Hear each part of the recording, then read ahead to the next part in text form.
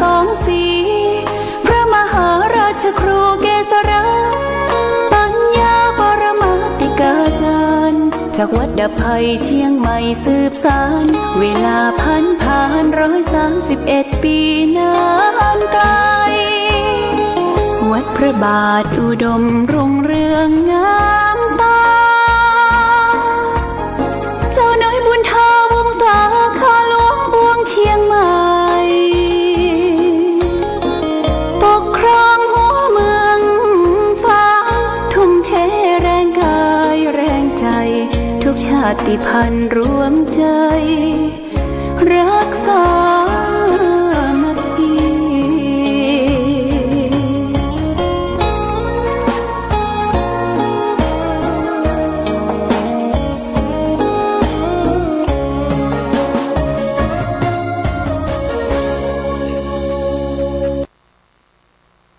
เจริญสุขศรัทธาสาธุชนญาติโยมท่านพุทธบริษัททั้งหลายวันนี้รายการธรรมะประทีปส่องต่างก็ได้มาพบปะกับพ่อแม่พี่น้องศรัทธาสาธุชนญาติโยมแห่งครั้งหนึ่งวันนี้เป็นวันอาทิตย์ที่19เดือนมีนาคมพุทธศักราช2566ซึ่งตรงกับเดือน6เหนือเดือน4ใต้แรม13ค่ำจะจบอันนี้เป็นวันแรม13ค่ำแล้วก็นี่ก็จะดับ15ดับแรม15ค่ำจัดโยมอากาศท้องถิ่นตอนนี้ก็ยังเย็นสบายแต่ว่ามันมีการเปลี่ยนแปลงปึดร้อนปึดหนาวปึดเย็นก็ทำให้เป็นหวัดเป็นไอแคกๆญาติโยมนะเสียงอาจจะเพี้ยนไปหน่อยเนาะเสียงอาจจะเพี้ยนไปโดยได้รับผลกระทบจากอากาศท้องถิ่นที่เขาได้ประสบพบปะในปัจจุบันวันนี้เป็นวันหยุดวันอาทิตย์ญาติโยมท่านสาธุชนก็คงจะอยู่บ้านอยู่จองไปเวียกไปการทั้งใดกับเปิดเครื่องรับฟัง100.25วันนี้จะนำพาเรื่องซอเนี่ยเรื่องซอวัฒนธรรมท้องถิ่นวัฒนธรรมพื้นบ้านต่อเรื่องประวัติครูเจ้าตนนั่นตนนี่ครูบาอาจารย์ครูบานั่นครูบานี้นำมาเปิดคือท่านสาธุชนพ่อแม่พี่น้องศรัทธาได้รับทราบรับฟังเสียงซ้อเสียงซึ้งเป็นเสียงของวัฒนธรรมโบราณกาลที่ผ่านพ้นมาในยุคของ5-6-70 ปีนะญาติโยมนะเป็นดนตรีพื้นบ้านแต่งไปด้วยคติสอนใจมาห้ำในวันที่24นี่ก็วันเฮาสืบชะตานี่ก็จะมีซอญาติโยมซอวันนั้นก็เป็นคุณทองซ้อย29ห้องพร้อมด้วยคณะเพิ่นจะมาซอหอมอุ้มม่วนอุ้มงานในงานทำบุญสืบชะตาลดเคราะห์ลดน้ำเพราะน้ำต่ำใต้ที่เขาถูกไฟไหม้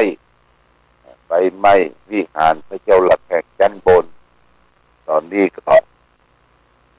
ดังหลังคาเพิ่นก็ลื้อลงละญาติโยมวันอื่นนี่เขาก็จะได้เก็บเศษขยะทั้งหลายทั้งปวง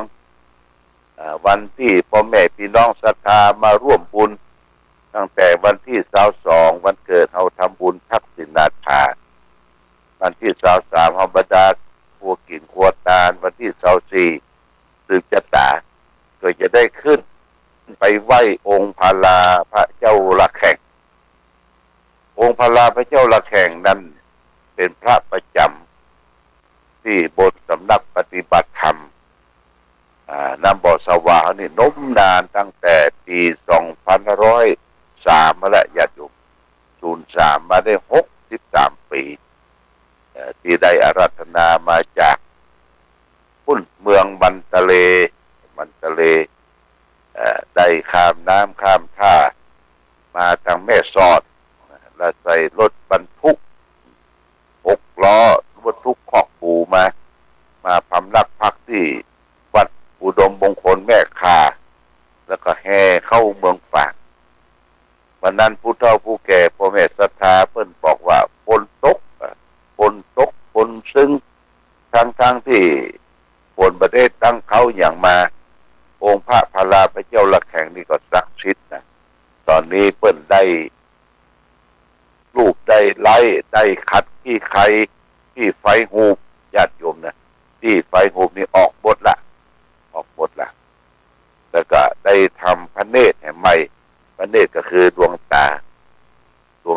ขององค์พระลาพระเจ้าละแข่งก็มีเจ้าภาพพระเนตรดวงตา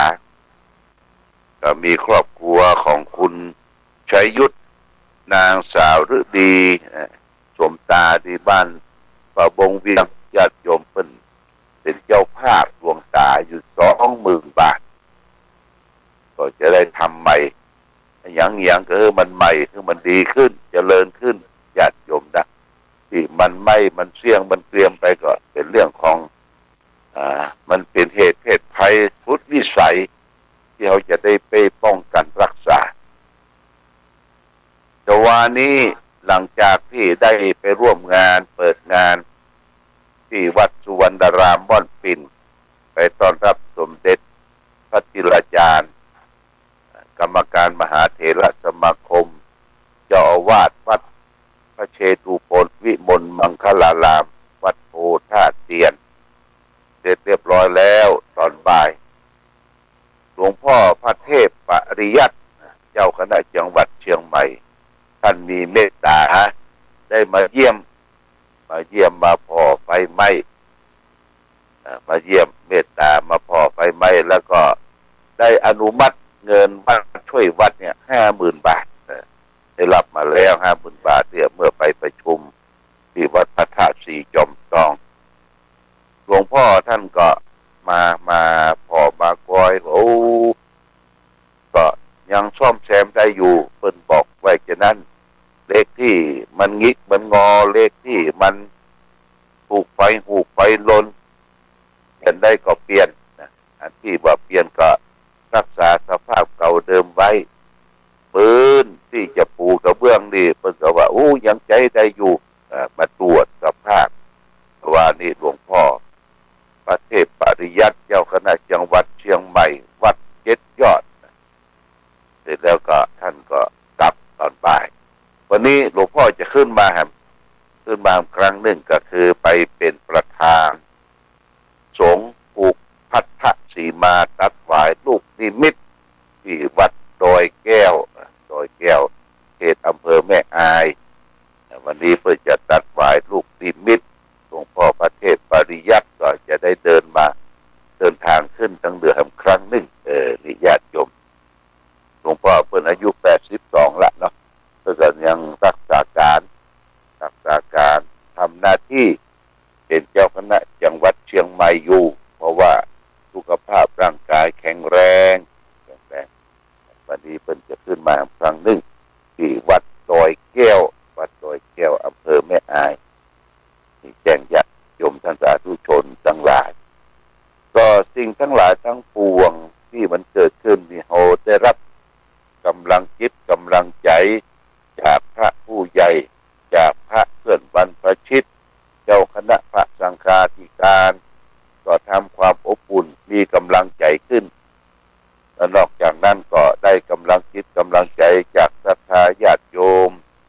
ท่านสาธุชนได้มาเอี่ยวมาพอมากอยมาทำบุญเป็นกองทุนองค์พระลาพระเจ้าละแข่งแต่ตะวันนี้ก็มีเจ้าภาพวันที่17 ตะวานี่แหละ17 ตะวา18 ตะวานี่ก็มีผู้ที่มาร่วมบริจาคมีกำนันศรีจันทร์น นศรี158หมู่ที่3ตำบลแม่นาเรืออำเภอเมืองพะเยาเป็นมาเอวบริจาค100 บาทจาสิบเอกอดุลสายันโพธายะอยู่อำเภอตำบลสันปงอำเภอแม่ริมเชียงใหม่500 บาทแล้วก็นางสุชาดาเตลุมาศหมู่5ตำบลเวียงฝางนี่500 บาทพระมหาอินทร์สอนสัตตวิริโยวัดอ่อนกลางอำเภอแม่ออนจังหวัดเชียงใหม่1,130 บาทนางเกศแก้วหนอแก้ว100 บาท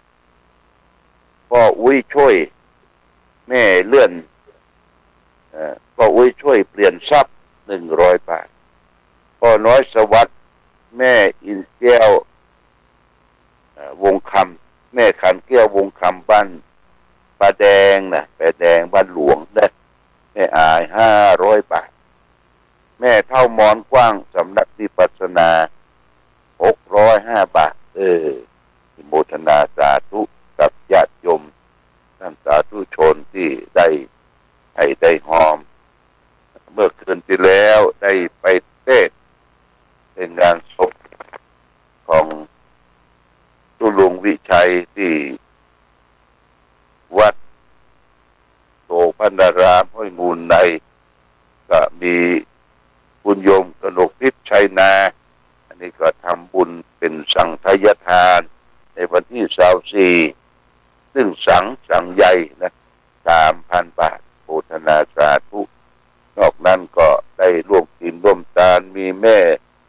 กัญญาดวงตาห้วยงูใน100 บาท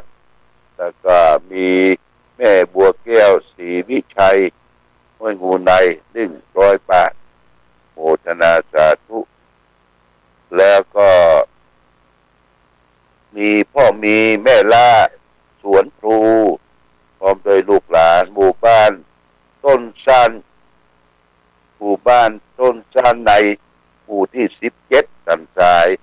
500 บาทแล้วก็มีนอกจากนั้นก็ที่เป็นเจ้าภาพโรงทานเจ้าภาพโต๊ะอาหารมีแม่ขันแก้วปานหมอกพร้อมโดยลูกหลาน1 โต๊ะ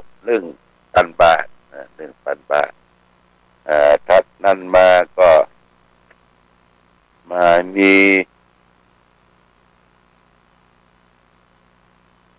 พ่อดีแม่อินพันธุอินบ้านต้นซึ่งบอกว่าร่วมทำบุญกองทุนไฟไหม้ในแห่ม300 บาทโมทนาสาธุทุกท่านที่ได้ร่วมกินร่วมทานเป็นกองทุนปัจจัยที่จะบูรณะปฏิสังขรณ์องค์พระลาพระเจ้าละแข่งก็ดีวิหารพระเจ้าละแข่งก็ดีจะได้นำปัจจัยทุกบาททุกสตางค์ร่วมกันบูรณะต่อไปพร้อมกันนี้ก็มีพ่อน้อยสวัสดิ์แม่ขันแก้ววงคำบ้านป้าแดงตำบลบ้านหลวงที่ก็ร่วมทำบุญสืบชะตาในงานหลวงพ่อวันที่24แห่ง200 บาทแล้วก็ทำบุญไฟฟ้าสถานีแห่ง100 บาทอนุโมทนาสาธุกับทุกท่านที่ได้ร่วมกินร่วมทานได้ให้ได้หอมมาณโอกาสนี้เอาละญาติโยมก่อนจากกันในวันนี้ก็จะเอาสาระธรรมมาฝากให้แก่ศรัทธาญาติโยมท่านสาธุชนทั้งหลายสาระธรรมวันนี้ก็เรื่องว่าด้วยสิ่งที่ไม่เสื่อมสิ้นไปสิ่งที่ไม่เสื่อมสิ้นไปเรียกว่านะชีรติกถาเปิ่นตัดในพระไตรปิฎกสังยุตตนิกายสกัตวรรคเล่มที่15หน้า76ว่ารูปังชีรติมัจฉานัง นามโคตังนะทีรติรูปร่างของสัตว์ทั้งหลายย่อมเสื่อมสิ้นไปชื่อและโคตรสกุลย่อมไม่เสื่อมสิ้นไปอย่างนี้เป็นต้นนี่เป็นเรื่องสำคัญเป็นข้อคิดญาติโยมว่ารูปร่างของสรรพสัตว์ทั้งหลายในโลกเนี่ยบอกว่าสัตว์บินบนหนอากาศสัตว์สองตีนสี่ตีนสัตว์บะมีตีนสัตว์ประเสริฐอย่างมนุษย์เราก็เช่นเดียวกันว่ารูปร่างของสัตว์ทั้งหลายย่อมเสื่อมสิ้นไปชื่อและโคตรตระกูลย่อมไม่เสื่อมสิ้นไปชื่อเสียงโคตรตระกูลทั้งหลายเนี่ยมันฝังรากฝังลึกมันเป็นประวัติศาสตร์ของคนเฮาที่เฮาควรที่จะได้รับยกย่องเชิดชูสรรเสริญยกตัวอย่างเช่นง่ายๆนะญาติโยมอย่างท่านเจ้าครูบาศรีวิจัย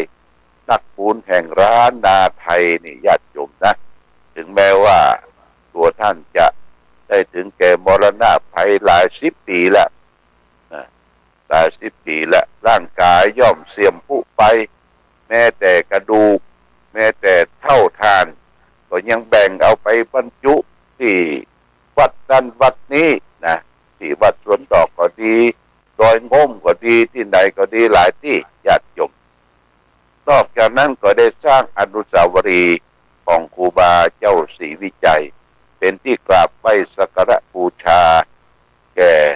ลูกศิษย์ลูกหาศรัทธาประชาชนโดยเฉพาะอย่างยิ่งส่วนของล้านนานี่ก็ตั้ง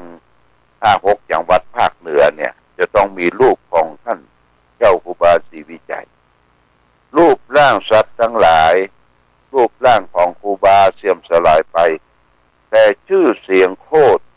สกุลย่อมไม่เสื่อมสิ้นไปคุณงามความดีของครูบากำเทศคำสอนที่เราเอามาใช้ในชีวิตประจำวันที่จำได้ง่ายๆก็ว่าเรื่องของศีลห้าศีลธรรมคนเราถ้าขาดศีลขาดธรรมไปคุณค่าของคนก็หมดไปครูบาได้เปรียบเทียบว่าแก้วแหวนเซนสิงเพชรจินดาในโลกเนี่ยมีค่ายังบัดเต้าคุณค่าของพระศรีรัตนตรัยคือพระพุทธพระธรรมพระสงฆ์รัตนตรัยเนี่ยแก้วอันประเสริฐกว่าเพชรจินดาแก้วแหวนเงินทองทุกสิ่งทุกอย่างพระรัตนตรัยเนี่ยพระพุทธพระธรรมพระสงฆ์นี่ล้ำเลิศประเสริฐนี่ครูบาท่านสอนและครูบาท่านสอนคืออยู่อย่างพอดีจะไปให้มันเบียดเบียนกันจะไปอิจฉาตาร้อนกันจะไปเกลียดจะไปจังและแม้แต่คนอื่นจังเฮาบ่ชอบเฮาครูบาว่าขอให้ยิ้มรับมันเป็นกรรมของคนที่เขามาเกลียดมาจังเฮาเนี่ยครูบานี่แต่ก่อนนี่เพิ่นได้รับกระทบกระเทือนจากคนที่บ่เข้าใจ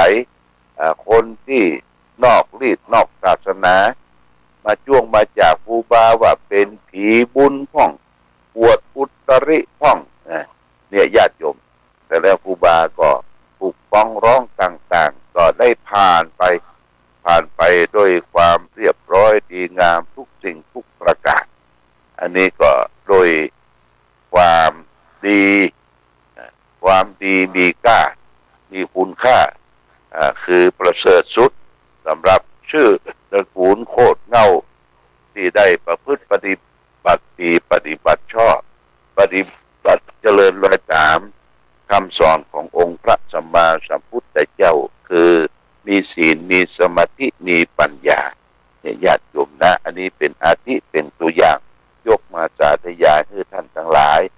เกี่ยวกับภาษิตในวันนี้ก็รูปังชีลติมัจจานังนามโคตังนะชีลติรูปร่างของสัตว์ทั้งหลายย่อมเสื่อมสิ้นไปชื่อและโคตรสกุลย่อมไม่เสื่อมสิ้นไปอย่างนี้เป็นต้นเอาละญาติโยมท่านสาธุชนวันนี้มา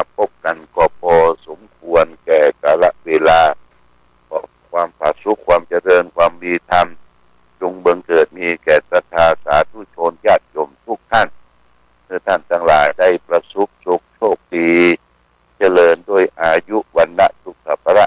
เมืองกันทุกท่านทุกคนรายการธรรมะประทีปส่องต่างต้องขอลาก่อนขอผู้ฟังจงตั้งมั่นจิตอันจา